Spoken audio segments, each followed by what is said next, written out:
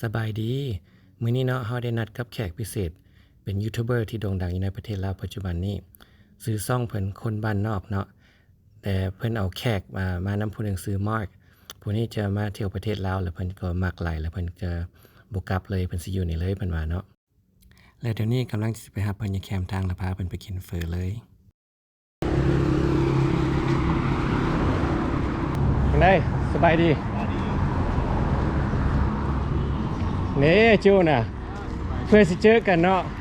โดนๆสบายดีซื้อมาร์คมาร์คโอเคอันนั้นได้ยินอยู่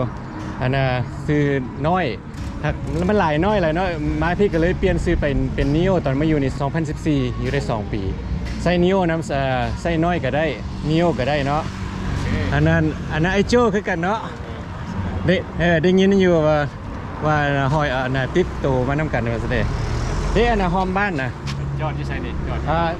แล้วที่เข้าไปนะห้อมทั้งหน้าเนาะสีย่างไปก่อนเด้อไอ้โจ้ย่างมานำก็ได้นำมาเด้อเอาไอ้ขี้คนเดียวเอาน้ำอ้อยก่อนบ่ไอ้โจ้จอดอยู่นี่ก็ได้อันน่ะไปแวะเอาน้ำอ้อยบ่ไปน้ำกันบ่จอดไทยนี่ย่างไปน้ำกันไปแวะเอาน้ำอ้อยก่อนอันนี้เป็นบ้านดงคำสร้างบ้านดงคำสร้างนั่นแหละทักลายนี่ยูทูบเบอร์น้อยช่องไหนอันซ่องดาวละครออนไลน์อันตั้งแต่5 ปีแล้วบ่ได้เอาลงมีลูก2 คนบ่มีเวลาเลยหากเขาจะเอาลงนี่มันส่งไม่เท่าแล้วก็ก็มีโอกาสว่างนะก็เลยเริ่มเอาลงไว้นี่ดียินดีที่ได้มาพูดจักคือการกันโอ้ยนัดกันตั้ง2-3 มื้อเนาะบ่ได้เจอจักเทื่อแฟนคลับหลายแล้วมาลาวนี่มันไทยก็มวนซื่นตลอดแมนจะพักแล้วก็อยู่นี่นะมี everything ตลาดฝากนี่เป็นห้านอาหารมีมองซักเครื่องนะมีบอลสักเครื่องอีกนี่เนี่ย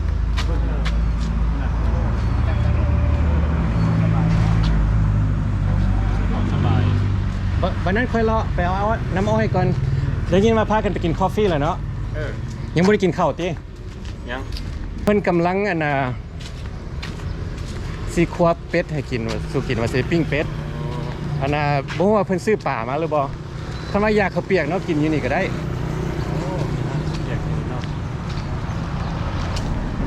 ห้านอ้อยประจำตัวนี้นะ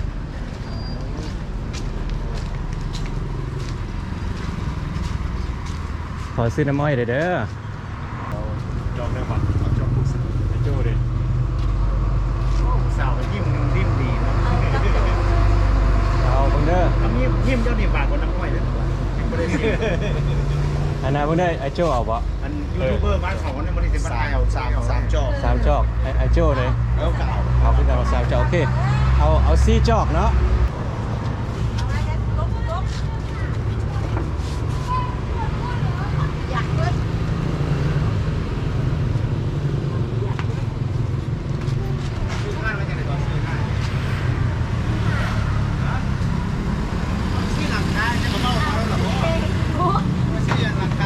เป็นพี่น้องกันเบิดบ่เป็นเอ้ยน้องกันเบิดเนาะตั้งก่อนแล้วก็แม่เป็นเอ้ยน้องสั้นไผเป็นไผนี่แนะนำด้วยนะอันนี้เป็นเอ้ยบ่นี่แล้วคือว่ามีหลานนี่พวกนี้เป็นหลานเนาะพวกนี้หลานสาวเอ็มพอนซื้อก็ยังไงก็บอสทานน้ำมันทุกคนละนอกไปเสียใจเนาะไปซื้อน้ำแม่ซื้อน้ำแม่นี่เลยคนนั้นได้ซื้ออย่างไรนี่ซื้อลาวันคนนี้ได้ซื้ออย่างไรซื้อพ่อยได้ยินมาโสดได้นี่เนาะยูทูบเบอร์มีชื่อเสียงแน่นะทั้ง2 คนมาติดตามมาเลยมาซื้อน้ำเพิ่น2-3 เทื่อแล้วแม่งอยว่าได้ใส่กอกมันเกิดกับอยู่บางเมียง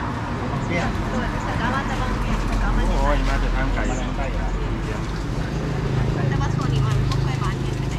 I went to that bank. They charged me $40,000 to take 2 million. เมื่อกี้นี่วะตัวนี้เป็นATM usually มัน30,000ตัวนี้40,000บอกแล้วแต่บางหม่องเนาะ ต้องการเนี่ยเนาะก็ต้องต้องการก็ต้องจ่าย อืม เริ่มมาเมนโซดา แม่นแหละเจ้าได้you south of Minneapolis ส้ม Savage อ๋อโอเคคนมีมูหลายอยู่คน บอก เอาชาน้อยมัชรูมมูแล้วบอก โอ้โหอันนั้นเซียวกันแต่พูดอายุ11 12 ปีคุณ แล้วเจ้าไซแล้วก็มีเข้ากับกัมบี้ กัมบี้บ่ฮู้ดีแต่ว่าฮู้น้อยดีหากแต่โดนเพิ่น น้อย อันน่ะย้ายกันแยกทางกันแล้วก็บ่ได้สนิทกันเลยนี่ครับตอนยังน้อยเนาะยังน้อยลิ้นน้ำกันอยู่โอ้ได้ไปเที่ยวที่เที่ยวอะไรมินนิโซตา บ่ได้ไปว่าสิไปกับบ่ได้ไปเถื่อ เอาซั่นฮู้น้อยมัชรูมได้ซั่นน่ะ มูกันมูกับมูแล้วเป็นมูเป็นเซียวค่อย โอ้ แล้วก็ไปเห็นกันยูไปเล่นกันแล้วก็เห็นกันยูแลนต้า โอ้ ไปเล่นกันไปเล่นดามมูก็เจ้าดามม้วนดองครับเนี่ยก็engagement party แค่บางแง่งานไม่แค่บางแง่นะยิ้มไม่ดีไม่แค่บางแง่นะคุณแค่บางแง่สองเรื่องแค่วิสัยดีได้แค่บางแง่ เห็นบอกแล้วว่าสิมาสนับสนุน โอ้แซ่บวะดีเว้ย แซ่บบ่ แซ่บ หวานแต่กับบุคอยแห้งมีช่วงประมาณเดือน3 เดือน 4หวานแห้งไงหวานแห้งกว่านี้กินละเลียดโค้งเหมือนไหม มุดแล้วค่อยกินบาลาแล้วค่อยกันซีเบ้าบาทค่อยอยากเบ้าบาทเดียว หวานไหลแขวแมงไหน แล้ว ซ้ำยังมีเสน่ห์นะ โอเคขอบใจเด้อ ใจละลายเลย เป็นได้โจ้หวานน้ำอ้อยหรือหวานคน ยกฮะ ยกเอา เดี๋ยวนี้หวานน้ำอ้อยเดี๋ยวนี้ เดี๋ยวนี้หวานน้ำอ้อยเนาะ หวานน้ำอ้อยเอ้า บ่เป็นหวานผู้ปั้นเนาะหวานน้ำอ้อย ยิ้มบาน โอเคพาไอ้โจ้ไปห้องน้ำเฮ้ยอันน่ะกินข้าวเปียกกันบอกคิดว่ายังไม่ได้กินนะกินข้าวเปียกเนาะ ตามใจแล้ว ไป ไป อันนี้ก็โอเคนี่นะ ผักลาย พอดีเข้าห้องน้ำมีหันเลย บ้านนี้ผักลาย เขาเปียกอย่างก็เขาเปียก มีข้าวเปียกหมูกรอบไปได้เฟอร์ก็มี ไปนั่งเลยเอา ว่าสิเลี้ยงน้ำอ้อยไอ้โจ้ ลืมกระเป๋า good don't worry เข้าไปละ เลี้ยงเป็ดเด้อเลี้ยงเป็ด โอเค อันนี้เป็นอย่างเป็นสิ่งในครัววะแซ่บมาก เฮ้มีแต่ไปนั่งเอาแล้วสร้างเลย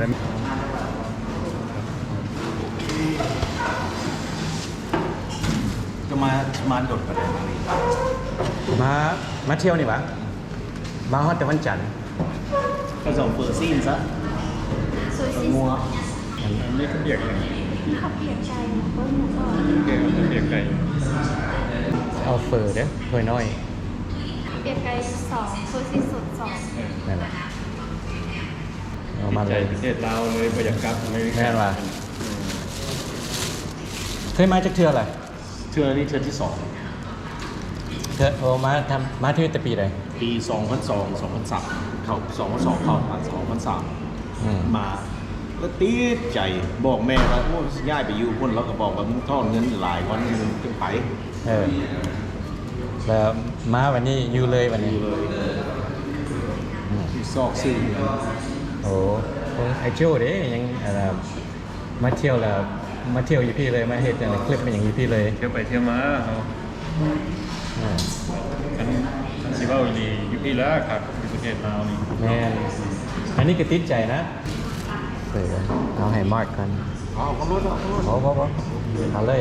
จะสิญาติกันไหม พัก ถ้วยเต็มเนาะไม่ต้องญาติเนาะ นี่เบอร์โลคับซ่าเนาะ โอ้มีหลาย เปียกไก่ให้เจ้าเป็นบอกโอเค ก็ได้อย่างกระโดด คันว่าอยากได้ข้าวเปียกหมูเลยต้องเอา2ถ้วยไว้ได้ไหมนี่ต้องกินให้เบิดได้ ได้ยังได้มาแบบปกติยังแนว เจ้าได้สเปลี่ยนไก่หยาบหรือไก่อ่อน เอาไก่ย่างก็ได้ไก่แก่ก็ได้ มันย่างมันได้มันเน้นย่ำเลยมันได้ เนี่ย มีผักมะนาวอย่าง ต้องได้ไปเอาเอง ลืมบอกเนาะเจ้าลืมบอก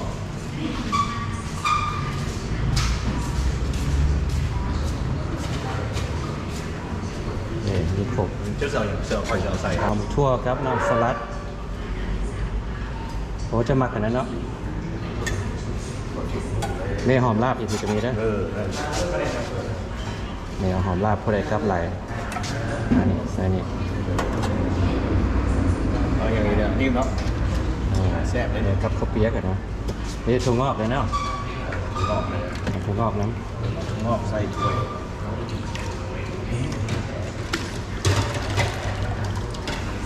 เอาสนิทซะโอ้ใส่มักหน่อยมักเอาอีกหน่อยนึงบอก มีสีใส่สีคน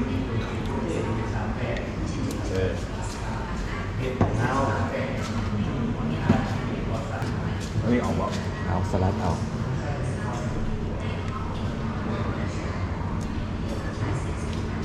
ขับเลยเซาเซอร์ เบโซ่แต่เอาลืมเบโซ่ มักดีสุด กินเฟอต้องมีเบโซ่แล้วเนาะ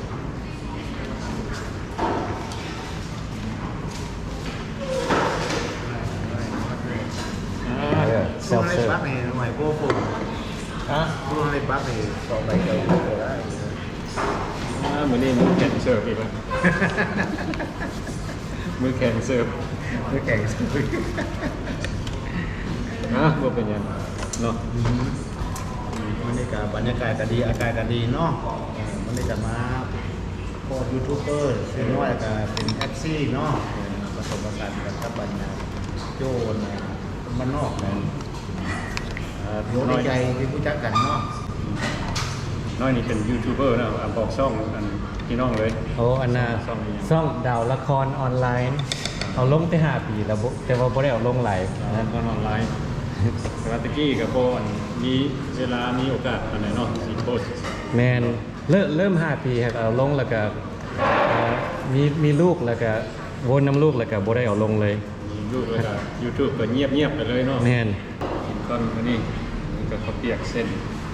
ข้าวเปียกไก่2 ถ้วยกับเฟอร์2 ถ้วยเนาะ เฟอร์ซีนตัวนี้เนาะมีลูกซีนน้ำนี่ สอง บ่เผ็ดบ่แซ่บต้องใส่เนาะ แล้ว บ่เผ็ดบ่แซ่บ ปีเบียดนี่นะนี่ก็ปีเบียด ถ้าผู้ใดกินเฟอร์ขึ้นใส่หมักเผ็ดบางเทื่อมันเปลี่ยนรสหน่อยๆเนาะคันบ่มักนั่นก็กัดเอาก็ได้นี่เห็นบ่ นี่ก็ปีเล้านี่ แม่ นะ นครับกะปิพักนี่คันว่าบ่พอนี่บ่เป็นหยังเนาะย่างไปเอาอีก เปล่าอีก ย่างเอาเองเลยจะได้หลายสำใดเอาไว้โจ้เผ็ด เอาเลย บ่ได้พากันกินน้ำอ้อยบ่ กินมือก่อนนี่กิน เป็นอะไรหวานอยู่บ่ แซ่บซื้ออยู่ตลาดเศร้า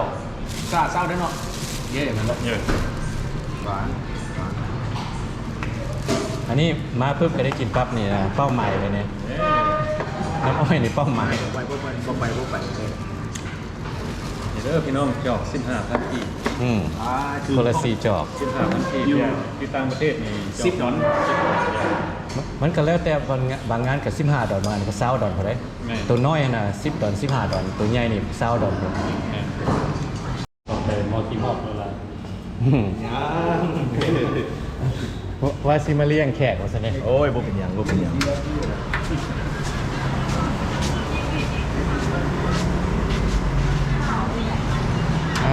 ขอบใจด้วยมากบ่แม่นว่าเฮ็ดลืมกระเป๋าได้ท่านลืมแท้ๆได้บ่แม่นตั้งเฮ็ดลืม That's what I'm trying to do. I'm kind of looking for a house, you know. Yeah, just pick an area you like and But I gotta make sure the house. I have 3 dogs. Uh-huh. I gotta make sure it accommodates my dogs, and then I need a bedroom downstairs for my mom. oh, you can bring your dogs from America? Yeah. I got 2 golden doodles and 1 little Havanese. Them little guys, they don't ever see the outside unless we walk them and stuff. Yep. But they, you know, they're my babies. We cook for them every day. Yeah. Breakfast and dinner. Uh-huh. You know, they don't eat like kibble, none of that stuff.